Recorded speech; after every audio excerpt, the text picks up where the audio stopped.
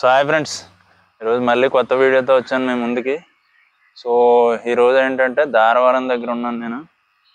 So దారవరం దగ్గర ఉన్నాను ఏంటి, మళ్ళీ రైల్వే ట్రాక్ ఏంటి అనుకుంటున్నారా? సో ఇది బ్రాహ్మణగూడెం అనమాట. ఇలా లోపలికి ఇటు సైడ్ లోపలికి వెళ్తే దారవరం అనమాట. అటు నుంచి అలాగా పవర్ స్టేషన్ కనిపిస్తుంది కదా మీకు, బ్యాక్గ్రౌండ్లో పవర్ స్టేషన్ ఉంది. అది అక్కడి నుంచి అలా వెళ్తే అక్కడ రోడ్డు ఉంటుంది, అలా వెళ్తే దారవరం వస్తుంది. సో అటు సైడ్ వెళ్ళాను అనమాట. వెళ్తుంటే దారిలో నాకు అది చెరువనాలో కాలువనాలో తెలియలేదు. అక్కడ ఉన్న లోకల్స్ని అడిగితే అది చెరువేనంట. బట్ ఏంటంటే కాలువలాగా ఉంది చూడడానికి.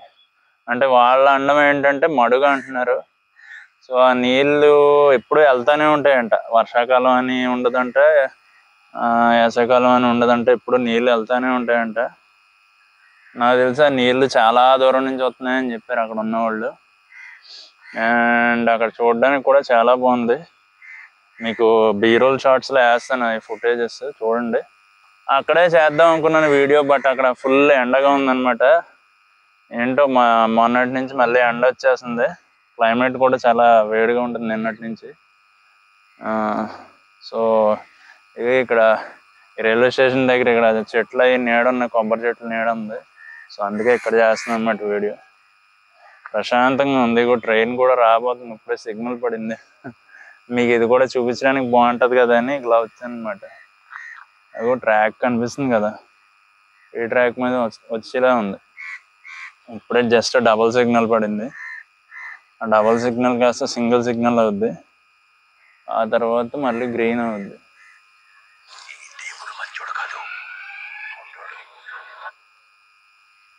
ఎవరో కాల్ చేస్తున్నట్టున్నారు, తర్వాత మాట్లాడదాం వాళ్ళతో. అండ్ ఇక్కడ ఇంకోటి ఏంటంటే ఆ కాలువ అనుకుంటున్నాం కానీ కాలువ కాదు, అది చెరువు అనమాట. నీళ్లు మాత్రం ఏంటో కాలువ ఫ్లో అయినట్టే ఫ్లో అవుతుంది. మరి అలా చెరువు ఎందుకు అంటున్నారు నాకు అర్థం అవ్వలేదు. అది అలా ఫ్లో మాత్రం చాలా బాగుంది. ఏదో కాలువ ఫ్లో అవుతుంది చూసారా, వాటర్ అలా ఫ్లో అవుతుంది, చాలా దూరం వెళ్తుంది అనమాట. అదంటే డైరెక్ట్ వెళ్ళి మన నిడదవోలు కాలం ఉంటుంది కదా, దాంట్లో కలిసిపోద్ది అంట. ఇంకా చాలా తెలియాల్సిన ప్రదేశాలు చాలా ఉన్నాయన్నమాట. మనం ఎప్పుడు తిరగలేదు ఇటు సైడ్. ఈ ప్రదేశాలన్నీ తిరిగి ఉంటే చిన్నప్పుడు అన్నీ తిరుగుతుంది.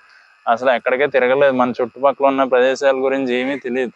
ఇప్పుడైతే తెలుస్తున్నాయి, అన్నీ తిరుగుతాం. అన్నీ ఈ బ్రాహ్మణగూడెం ఇవన్నీ ఏంటంటే ట్రైన్ మీద వెళ్తున్నప్పుడు గట్టా చూసేవాళ్ళం అనమాట.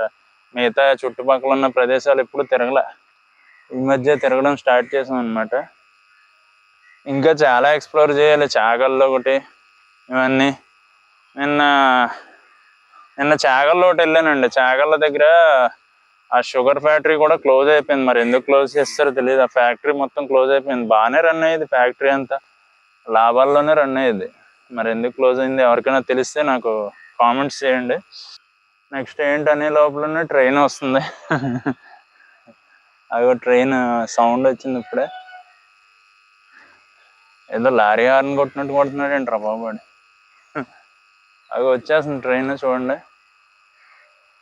ఫుల్ స్పీడ్గా వస్తుంది ట్రైన్.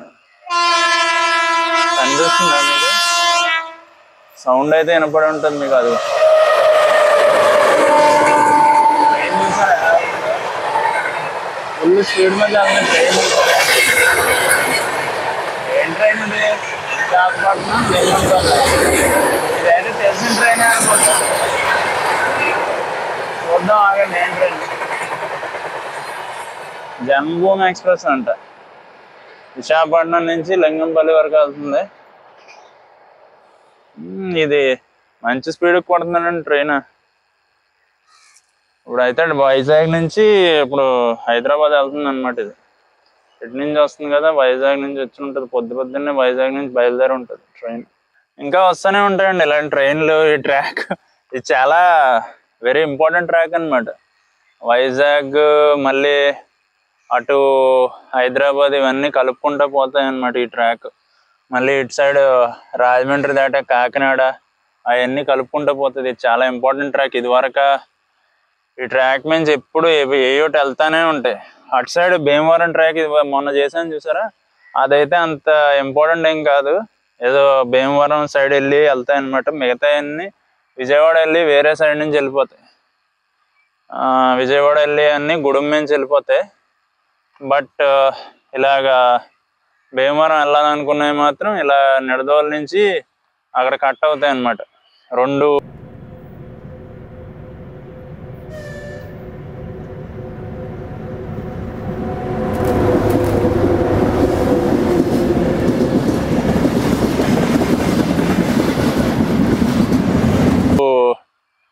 డివైడ్ అయినట్టు రెండు ఉంటాయి అన్నమాట. ఒకటేమో విజయవాడ సైడ్ వెళ్ళడానికి ఉంటుంది, అదే తాడేపల్లిగూడెం సైడ్ నుంచి వెళ్తానికి ఒకటి ఉంటుంది. ఇంకోటేమో ఇలా భీమవరం సైడ్ వెళ్ళడానికి ఉంటుంది అనమాట.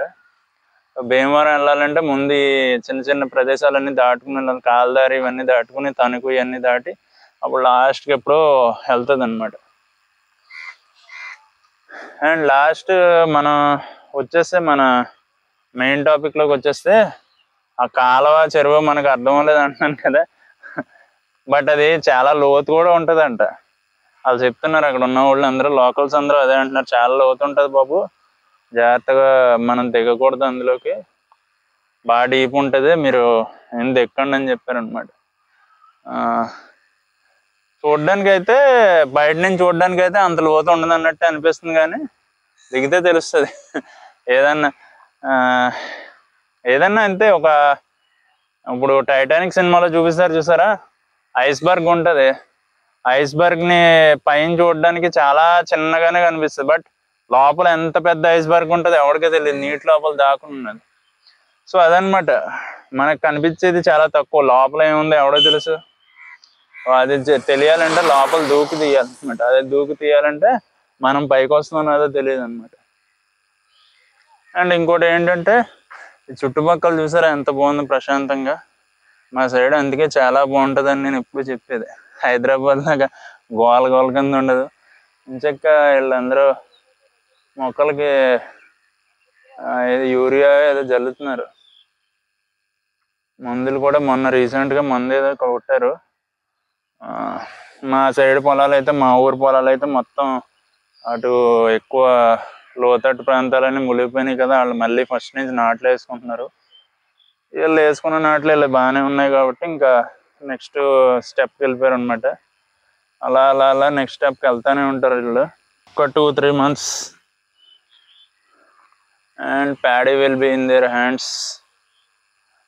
ఇటు సైడ్ ఏమో మళ్ళీ ట్రాక్ అవతల కోల్డ్ ఫారం పెట్టాడు ఆవిడ, మంచి ప్లానే అది. సో ఏదైనా వేస్ట్ వచ్చినా ట్రాక్, ఆ డ్రైనేజ్ ఉంటుంది, ఆ డ్రైనేజ్ నుంచి అలా వెళ్ళిపోద్ది అనమాట, గొడవ ఉండదు ఆవిడకి. పక్కనే పొలాలు కూడా ఉన్నాయి, అదేదో ఫ్యాక్టరీ కూడా ఉంది ఇక్కడ, ఏదో ఫోటాన్స్ ఏదో ఉంటుంది ఆ ఫ్యాక్టరీ పేరు. ఇంక ఈ చుట్టుపక్కల మళ్ళీ ఇంకోటి ఇది కరెంట్ది ప్రొడ్యూస్ చేసేది ఒకటి ఉంది ఇక్కడ, సబ్ స్టేషన్ ఒకటి ఉంది. ఆ వోల్టేజ్ అవన్నీ మనకి ఐడియా గుర్తులేవు, కానీ అవి కూడా వెనకాల మీకు కనిపిస్తుంది, అవి అక్కడ ఉంది చూసారా కరెంట్ది, అదే అనమాట. అక్కడ నుంచి కరెంట్ ఇలా ప్రొడ్యూస్ అవుతా వెళ్తూ ఉంటుంది అనమాట అన్నిటికి. అక్కడ నుంచి లాగారు కదా వైర్, ఆ వైర్ అన్నిటికి ఇలా సప్లై వెళ్తూ ఉంటుంది. ఇలా సప్లై చాలా చోట్లకి వెళ్తూ ఉంటుంది అనమాట. అండ్ నెక్స్ట్ ఏంటంటే, ఆ చెరువులు మొన్న మీకు ఒక వీడియో తీసి పెట్టాను చూసారా, ఏది ఒక చంద్రవరం బ్లాగ్ చేసాను చూసారా, దాంట్లో మీకు దెయ్యం చేప పెట్టాను చూసారా, అది ఇందులో పట్టిందే, ఈ చెరువులో పట్టింది అనమాట. అది దెయ్యం చేప. దెయ్యం చేపలు అన్నీ ఇందులో చాలా ఉంటాయంట, ఆ చెరువులో చాలా ఎక్కువ ఉంటాయంట దెయ్యం చేపలు.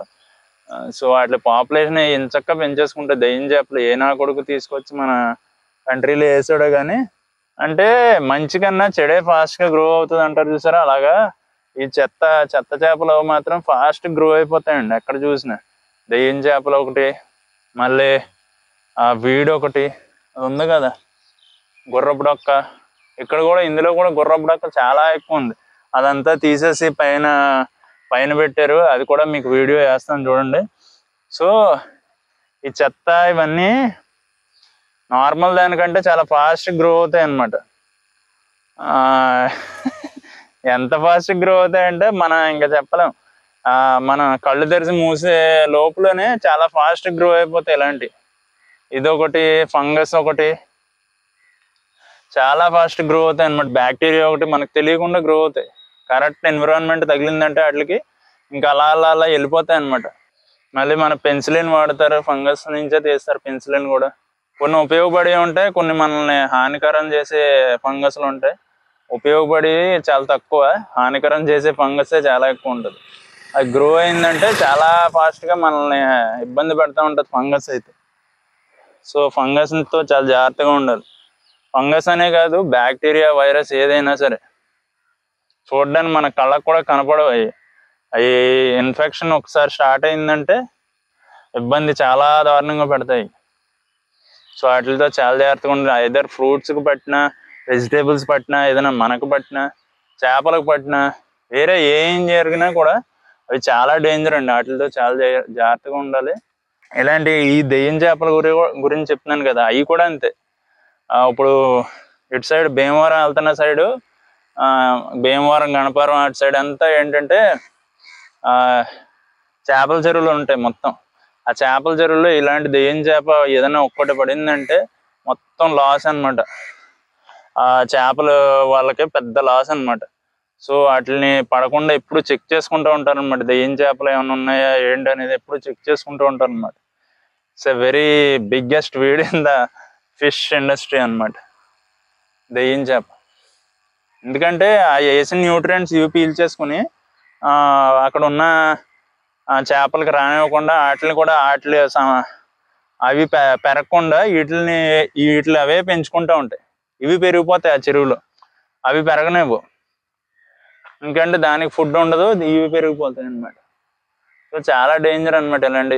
ఇప్పుడు పొలాల్లో కూడా వీడు ఉంటుంది, ఆ వీడు కూడా చాలా డేంజర్ అనమాట. రైస్ మొక్కలను పెరగనివ్వకుండా అవి వాటిని చంపేస్తూ ఉంటాయి. సో ఆ వీడితో చాలా జాగ్రత్తగా ఉండాలి. ఎక్కడైనా వీడు చాలా డేంజర్. ఇంకో వీడు కూడా ఉంటుంది, అది కూడా డేంజరే. మనకు ఫుల్గా మత్తేస్తుంది అనుకుంటాం కానీ మనల్ని ఎక్కడికో తీసుకుపోద్ది. తర్వాత బయటికి రావడం కూడా చాలా కష్టం అయిపోద్ది అనమాట. సో ఈ వీడిలతో చాలా జాగ్రత్తగా ఉండండి. సో మళ్ళీ నెక్స్ట్ వీడియోలో కలుద్దాం. అంతవరకు సెలవు, బాయ్.